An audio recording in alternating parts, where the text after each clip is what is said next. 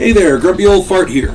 Due to YouTube's changing quote-unquote community standards, I created a channel called Grumpy Old Fart over on Rumble, a free speech alternative to YouTube. You can see all of my stuff over there, including my political and social commentary, as well as my current events videos. The links to my YouTube and Rumble channels, as well as links to let you order my books, are in the description of this video.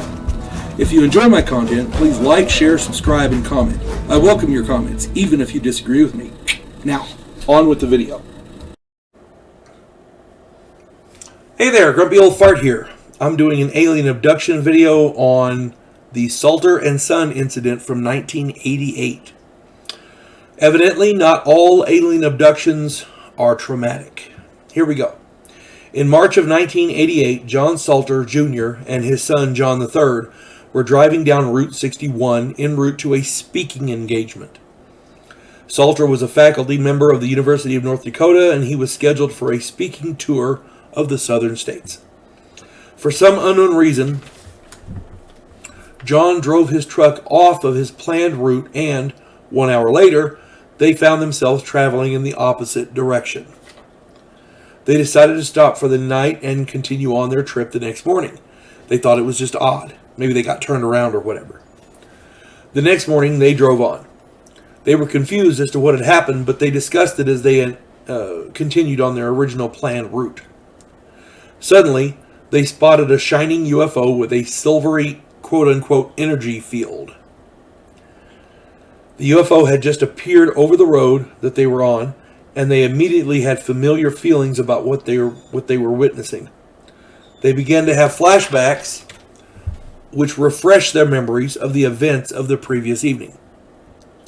They recalled that their pickup truck had stopped in front of this UFO. Both men had stepped out of the truck, and a group of aliens approached them. Most of them were small, like children, except for one, which was taller and appeared half human, kind of like a hybrid. The aliens led them to the craft, and John Jr. felt like they were being protective of him and his son. They underwent a physical or medical type of examination. John Jr. had 3 implants painlessly inserted into his nostril, his neck, and the top of his chest. He felt the 3 implants were tied somehow to the pituitary, thyroid, and thymus glands. John Jr. felt a sense of bonding with the aliens. So this was not a negative experience. I don't know if anybody could go through any kind of an examination like that with implants and think of it as a positive experience, but at least it wasn't negative. That's the main thing. So after they returned home, I looked, I could not find what happened with the craft the next morning. Okay, I couldn't find anything about that. However, after they returned home, John Jr. noticed the father noticed a gradual improvement in his overall health. His fingernails and hair grew faster and thicker, and an old scar faded almost completely away. Also, he was able to easily and quickly quit smoking after struggling for years. For the 2 Stelter men, their abduction had a happy ending and apparently was a positive experience. Again, I don't know how positive that could be, but it definitely wasn't negative, and the effects afterwards were definitely positive. So, take from that what you will. Apparently not all the aliens want to, grab the probulator, as it were, and not all of them want to do that. If all alien encounters were like these gentlemen's encounter, then we wouldn't really have much of a problem, would we? It would be more like, oh, look, there they are again.